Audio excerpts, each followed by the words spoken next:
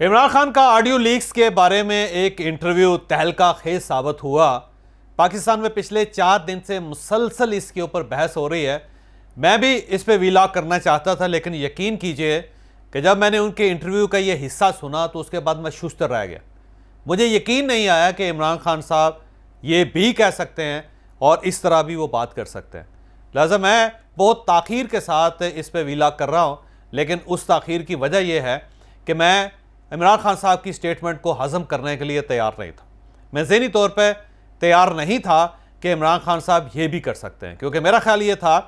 कि जो इमरान खान साहब की आयला मलिक के साथ जो ऑडियो है, इमरान खान साहब उसे ओन नहीं करेंगे,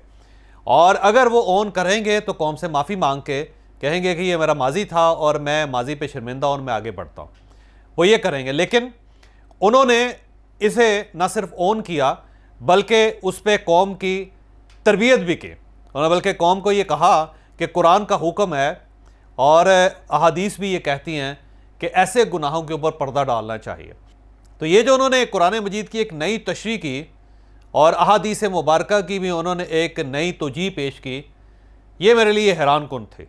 तो अब आप सबसे पहले इमरान खान साहब के इंटरव्यू का वो हिस्सा मुलाहिजा करें, फिर हम बात को आगे बढ़ाते। कुरान की आयत है कि अपने दूसरों के गुनों पे पर्दा डालो ताकि माशरे में गुने ना फैले।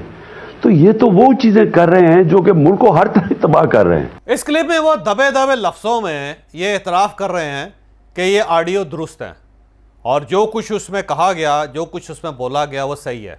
और दोनों आवाज़ें, एक आवाज़ जो खातून की है, ज़ाहिर है उससे पहले कभी हम उनका नाम नहीं लेते थे, लेकिन अब पाकिस्तान का बच्चा बच्चा समझ गया है, सब ने उनकी आवाज़ मैच करके ये डिक्लेयर कर दिया है कि वो आयला मलिक थी। और दूसरी तरफ जो इमरान खान साहब की आवाज़ है, अब उसके अंदर भी कोई इबहाम नहीं रहा, क्योंकि इमरान खान साहब खुद ना सिर्फ उसे मान रहे हैं बल्कि वो कौम को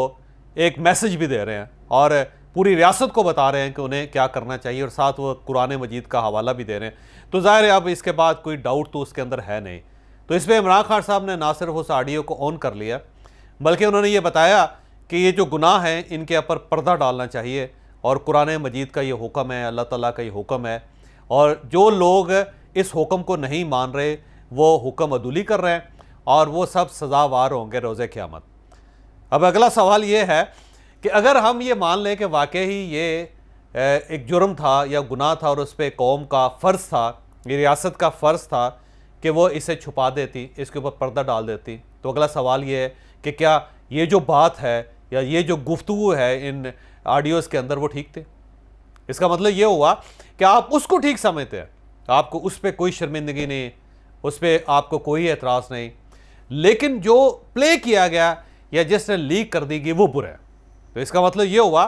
कि बुराई जो है उसकी इजाज़त होनी चाहिए, फिर इस्लाम में भी नाउज़ुबिल्लाह होनी चाहिए, इस्लामी माशरे में भी होनी चाहिए, और इस तरह डेमोक्रेटिक गवर्नमेंट्स या डेमोक्रेटिक जो रियासतें हैं, स्टेट्स हैं, उनके अंदर भी ये होनी चाहिए। और आप उसको करते रहे, बस उसकी नशर व इशाअत पर पाबंदी होनी चाहिए। तो फिर मेरा ख्याल ये कि पाकिस्तान में एक कानून बना देना चाहिए। और अब क्योंकि खैबर पख्तूनख्वा में इमरान खान साहब की हुकूमत है, पंजाब में भी उनकी कहने की हद तक हुकूमत है, तो कम से कम 2 असम्बलियों से ये कानून पास करवा सकते हैं कि अगर किसी जगह कोई बुराई हो रही हो तो उसे छुपा दिया जाए, उसे नशर नहीं होना चाहिए, और जो नशर करे उसको सज़ा होनी चाहिए, और जो बुराई कर रहा हो तो उसके ऊपर कोई कदर नहीं होनी चाहिए, क्योंकि वो कर रहा है, बस करने वाले आदमी के पे कोई एतराज़ नहीं होना चाहिए। तो मेरा ख्याल ये है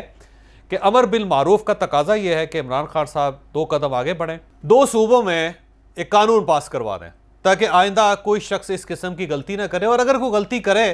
तो फिर उसे गिरफ्तार करके करार वाकई सज़ा देनी चाहिए। अब यहाँ पे एक और सवाल भी पैदा होता है कि क्या इमरान खान साहब जो माजी में कहते रहे या जो इनकी पार्टी कहती रही, क्या उसकी कोई जस्टिफिकेशन है? ख़वातीन के बारे में, लोगों के बारे में, लोगों की फैमिलीज़ के बारे में जो कुछ होता रहा, क्या वो ऐन इस्लाम के मुताबिक था? क्या उसकी हमारा कुरान, हमारा दीन, हमारी अहादीस उसकी इजाज़त देती हैं? अगर ये सब उसकी इजाज़त देती हैं जो इमरान खान साहब कह रहे हैं, तो फिर इसका मतलब ये हुआ कि नाउज़ बिल्लाह, नाउज़ बिल्लाह, नाउज़ बिल्लाह, अल्लाह ताला मुझे माफ़ करे, आप फिर इस्लाम की तशरीह भी आप अपने मुताबिक ही कर लेते हैं।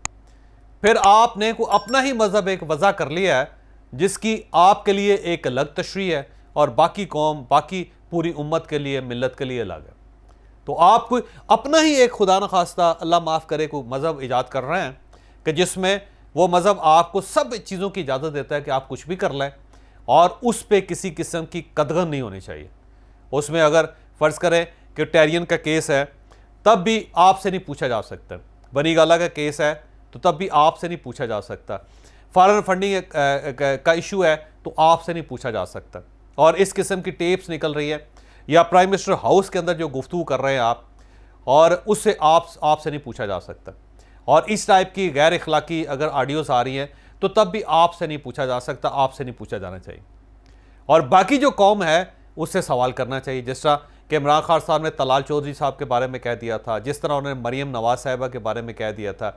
जिस तरह वो और बहुत सारे लोगों के बारे में, मौलाना फजलुर रहमान साहब के बारे में कहते रहे हैं, मियाँ नवाज शरीफ के बारे में कहते रहे हैं, वो मोहतरमा कुलसूम नवाज साहिबा के बारे में जिस किस्म का इजहार करते रहे, उनकी बीमारी का मजाक उड़ाते रहे, और जो बाकी चीज़ें जो चलती रही उनके मुंह से या पार्टी की तरफ से जो कुछ कहा जाता रहा, वो फिर मेरा ख्याल है वो जस्टिफाइड है। यानी इमरान खान साहब का ख्याल ये है कि ये जो कुछ चाहे इनको इजाज़त है, लेकिन दूसरे लोगों को इनके बारे में अगर कोई किसी के पास कोई मवाद है तो उसे लीक करना, उसे निकालना, उसको इस तरह उछालना, उसको किसी जगह पेश करना या इनके खिलाफ को केस करना, उसकी इजाज़त नहीं होनी चाहिए। तो अब आप खुद देखिए कि इमरान खान साहब ने तलाल चौधरी साहब के बारे में क्या कहा था, इसके बाद उन्होंने मरीम नवाज साहिबा के बारे में क्या कहा, और इनके जो बाकी वुज़रा और बाकी लोग हैं जो एक दूसरे के बारे में, ख़वातीन के बारे में, बाकी जो सोसाइटी के लोग हैं उनके बारे में क्या कहते थे, आप ज़रा मुलाहिज़ा कर लें। मैंने देखा कि इनका एक सीनियर ओहदेदार सुबह के 3 बजे किसी खातून के घर तंजीम साजी करने चला गया और बड़ा हैरान हुआ कि उस खातून के भाइयों ने मारा क्यों उसको। वो मरियम कहीं तकरीर कर रही थी कल, उसमें उसने इतनी दफा और इस जज्बे से और इस जुनून से मेरा नाम लिया कि मैं उसको ये कहना चाहता हूँ, मरियम देखो, थोड़ा ध्यान करो, तुम्हारा खामद ही नाराज ना हो जाए। कोई बखरी जवानी है यार जी सैमा हाउस से आई होंगी है जना, सामभी नहीं जाती जना। ये कोई इंसानियत है कि आधी नंगी औरतें आप जनाब उसको प्रिंट आउट करके जनाब आप बड़े बड़े बोर्ड लगा दो, तो यार उसके लिए वो टोटे मौजूद है जना, वो जाके लोग देख लेते हैं। इन्होंने बताया कि कोई हमारी डोमेन और रेंज से थोड़ा सा बाहर है। मेरी कोशिश थी कि थोड़ी सी मेरी रेंज के अंदर आए। फिर मैं आपको बताता कि नरगिस को मैं हाजी नरगिस ना बनाता तो आप मुझे कहते हैं। मैं बिलावल भुट्टो साहिबा की तरह कागज की पर्ची पे नहीं आया था कि जी मुझे वालदा ने जायदाद में पार्टी दे दी है। जनरल बाजवा से बात हो रही थी, उन्होंने कहा कि इमरान देखें फजल रहमान को डीजल ना कहना। और अचक नहीं का जरा ड्रामा सुनो, बड़ी चादर पहनी हुई है ऐसे करके बड़ा कोई बेसी आदमी लग रहा है। वो 15 दिन से सैलाब ज़दगान को छोड़ के कश्मीर न्यूयॉर्क में बिल्लो रानी फतह कर रही है। आपने क्लिप्स देख ली है, ये चंद क्लिप्स हैं, ऐसे सैकड़ों की तादाद में क्लिप्स हैं कि जिनको अगर हम इकट्ठा करें तो एक एल्बम बन जाएगा, इतना बड़ा एल्बम कि जिसमें इमरान खान साहब ने जर्नैलों की शलवारों का जिक्र भी किया, जिसमें उन्होंने सोसाइटी के मुख्तलिफ लोगों के बारे में जिक्र किया, जिस तरह वो कौमी असम्बली के अंदर तकरीर करते थे, बाहर करते थे, अपनी प्राइवेट मजलिसों में, अपनी मीटिंग्स के अंदर जिस तरह वो करते थे। अब आप खुद अंदाज़ा लगाइए। इसमें एक जो इंकशाफ बशीर मेमन साहब ने किया था, और बशीर मेमन साहब का ये कहना था कि इमरान खान साहब ने मुझे बुला के मरियम नवाज साहिबा के बारे में कहा था कि उनके साथ उनको गिरफ़्तार कर लिया जाए, और जब मैंने एतराज़ किया तो उसके बाद उन्होंने एक बहुत ही बदकलामी, बदज़ुबानी का मुजाहरा किया था। अब वो ख़ुद प्राइवेट महफ़िलों में बताते होते हैं, लेकिन आप यकीन करें कि जो अल्फाज हैं उन अल्फाज को दोहराया भी नहीं जा सकता जो इमरान खान साहब मरियम साहिबा के बारे में प्राइम मिनिस्टर हाउस में, प्राइम मिनिस्टर की कुर्सी पे बैठ के जिनका इजहार करते थे। तो ये सिर्फ चंद मिसालें हैं, अगर आप इसे मज़ीद फैला लें और उसमें बहुत से करैक्टर्स हैं जो सामने आएँ और वो करैक्टर अपने मुंह से इजहार करें तो इंसान यकीन करें कि शर्मिंदगी से ज़मीन में गड़ जाता है और उसका सर शर्म से झुक जाता है। और इसके साथ साथ जो कैबिनेट के अंदर होता रहा है वो हमें पुराने वुज़रा बताते थे कि जिस तरह ज़रताज गुल के साथ जो सलूक किया गया, शीरी मज़ारी के साथ जो सलूक किया गया, इसके अलावा जो ख़वातीन पार्लियामेंटेरियंस थी उनके साथ जो कुछ किया गया, जो कहा गया उनको लोगों के सामने, वो जब उस वक्त सुनाते थे तो यकीन करें उस वक्त भी बहुत शर्मिंदगी होती थी। तो अब अगर आपने वाकई ही रियासत मदीना बनाना है इसको और आपका अज़म है, तो फिर आपको माजी की कुछ गलतियों का एतराफ़ करके माफ़ी मांगनी पड़ेगी। और इसके साथ साथ आपने ये फैसला करना होगा कि आज के बाद हमारा कोई वज़ीर, हमारा कोई कारकुन, हमारा कोई सीनियर जूनियर लीडर इस किस्म की रेड लाइन को क्रॉस नहीं करेगा। फिर आप एक समाजी रेड लाइन बनाएं और उस रेड लाइन पे किसी को कदम रखने की इजाज़त ना दें। लेकिन अगर आप खुद तो करते रहें और आप दूसरे लोगों से तवक्को करें कि वो आपकी इज्जत करेंगे, वो आपके जज्बात को ठेस नहीं पहुंचने देंगे, तो ये मेरा नहीं ख्याल कि मुमकिन है। ये ऐसा मुमकिन नहीं हो सकता, ऐसा हो नहीं सकता। सोसाइटी ज़ाहिर एक दायरे की तरह होती है, जब आप उस दायरे में आ जाते हैं तो जो गेंद आप उछाल रहे होते हैं वो अल्टीमेटली घूम के फिर आप तक ज़रूर आती है। तो जो कुछ आप कर रहे हैं उसका असर आपके ऊपर हो रहा है।